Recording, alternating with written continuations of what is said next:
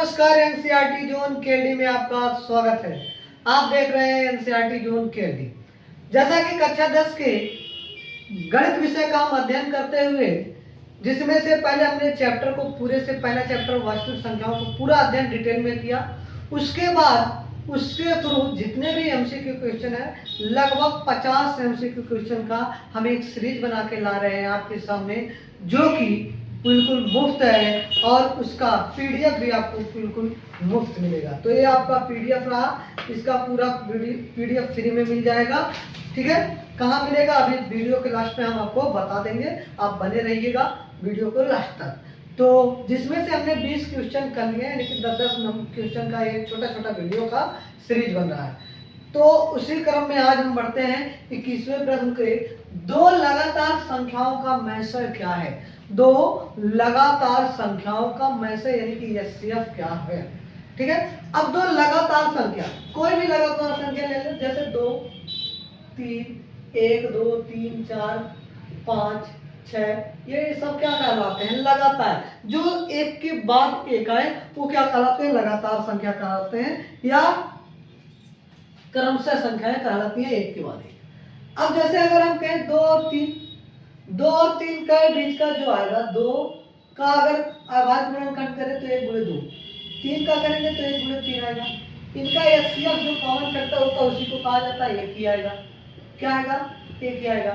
इसी प्रकार अगर हम 3 और 4 का देखें तो 3 का भी अभाज्य गुणनखंड 1 गुणे 3 होगा, 4 का क्या होगा, 2 गुणे 2, और साथ में किसी का भी क्या होता है, अभाज्य गुणनखंड 1 होता है, तो इसका भी कितना आ जाएगा, 1 होता है।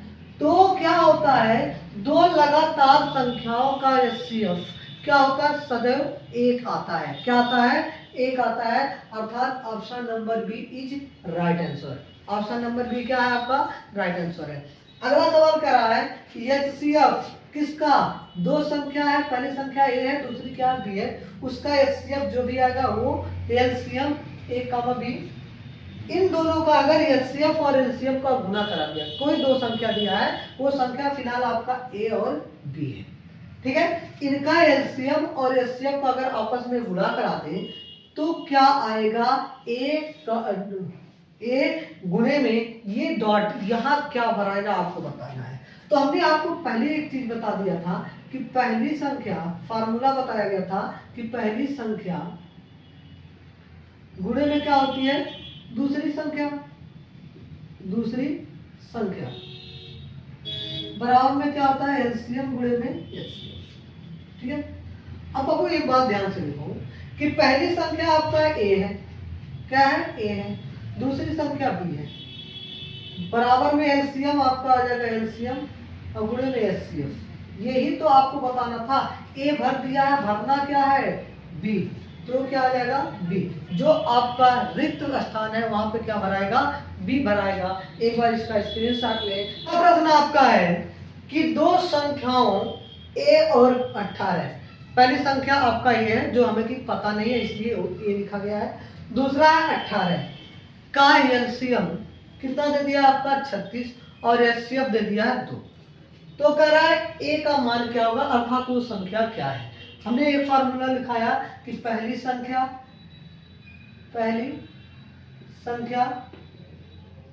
गुणे में आपका दूसरी संख्या बराबर में एलसीएम गुणे में क्या हो जाएगा, अब पहली संख्या आपका ए है तो ए गुणे दूसरी संख्या 18 बराबर में एलसीएम आपका है 36 और एचसीएफ आपका कितना है 2। काटेंगे 18 का नाम 18 गुनी 36, तो ए बराबर 2 गुणे 2, तो ए बराबर कितना हो जाएगा 4, अर्थात वो संख्या आपकी क्या है, 4 है।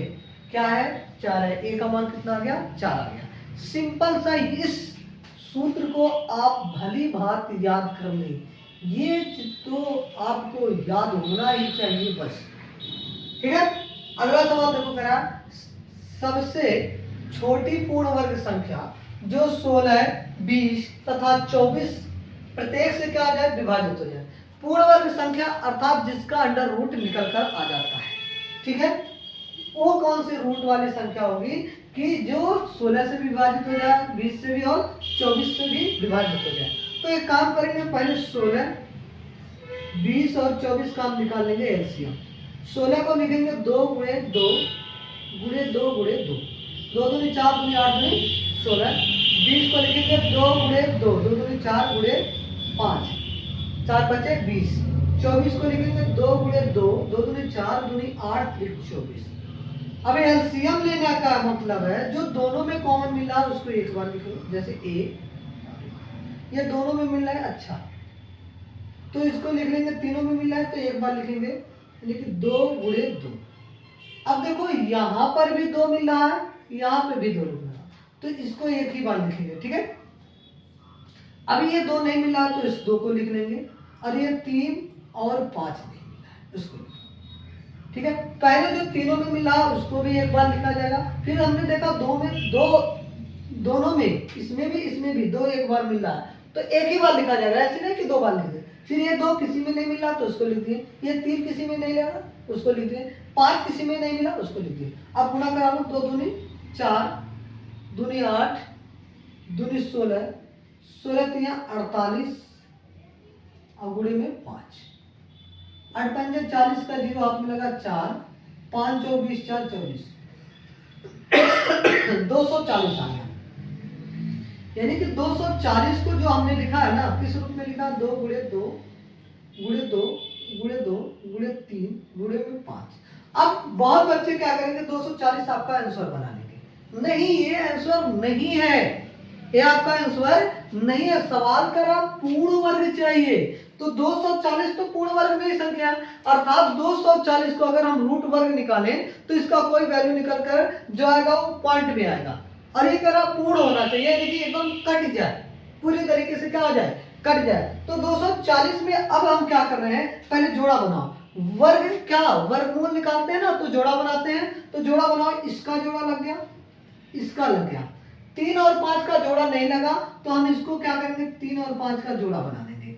अब देखो यहां तक तो आपका कितना गुणा कर नहीं पा रहा था, 240, 240 और मैं क्या कर दो, 5 से गुणा करा दो, तो 5 नहीं हम सुनना, 5 और 20 का 0 हाथ में लगा 2, 5 दूनी 10 2 12, और इसमें क्या करा दो, 3 से भी बची है तो 3 से गुणा, तो 12 तिया 36, 3600 कैसी संख्या है, एक पूर्ण वर्ग संख्या है। ये 3 और 5 का एक्स्ट्रा से हम गुना क्यों करवाए हैं, क्योंकि हमें पूर्ण वर्ग बनाना था, और पूर्ण वर्ग बनाने के लिए क्या करना पड़ेगा, जोड़ा बनाना पड़ेगा, जो कि 3 और 5 का जोड़ा नहीं बन रहा था। अतः हम 3 और 5 अपनी तरफ से जोड़कर उसका जोड़ा बनाया। अब हमने पाया कि 3600 इसका क्या हो जाएगा, राइट आंसर हो जाएगा, ना कि 240, ना कि 240। बहुत ही इंपॉर्टेंट प्रश्न था ये, इसको आईएमपी लिख लेंगे, इंपॉर्टेंट प्रश्न आपका है, ये ध्यान रखिएगा। परीक्षा का क्या कर रहा है कि सबसे छोटी अभाज्य और सबसे छोटी भाज्य संख्याओं का गुणनफल है, कि सबसे छोटी अभाज्य संख्या क्या हो सकती है और सबसे छोटी भाज्य संख्या क्या हो सकती है। तो सबसे छोटी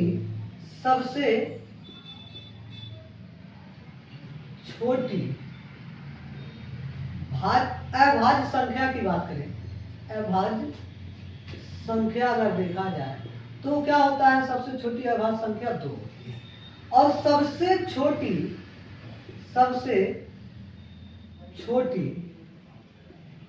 जो भाज्य संख्या होती है, भाज्य संख्या वो कितना होता है, 4 होता है।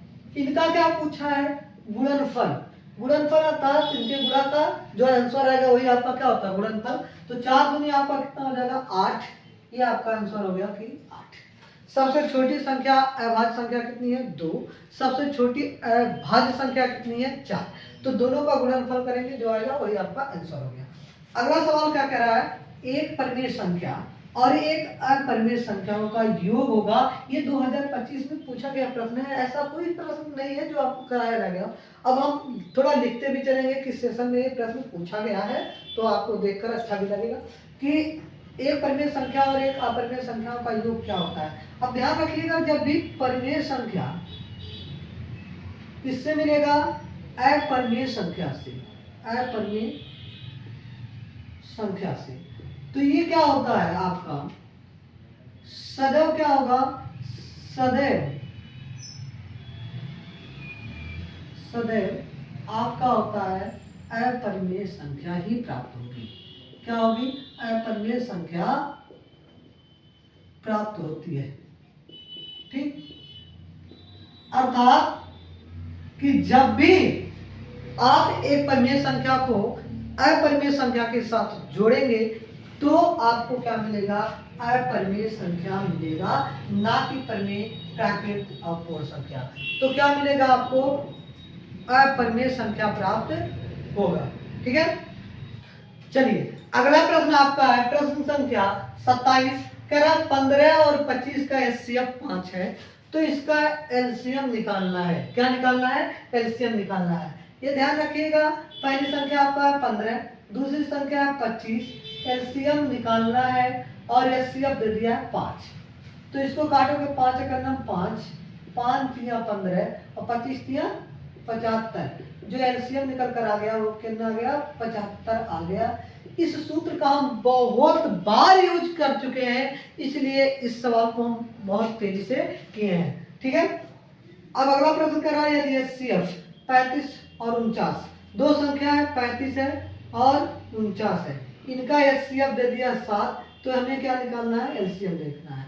तो इसको करेंगे 7 का नाम 7, 7 7 49, 35 गुणे में 7 बराबर में एलसीएम। अब 7 बचे 35, इकाई अंक 15 किसका है, 5 तीनों में है, तो आगे चलते हैं। 7 बचे 35 का 5 हाथ में लगा 3, 7 त्रिक 21, 21 3 कितना हो जाएगा आपका 24, यानी कि एलसीएम आपका आ गया, एलसीएम आपका निकल कर आ गया 245।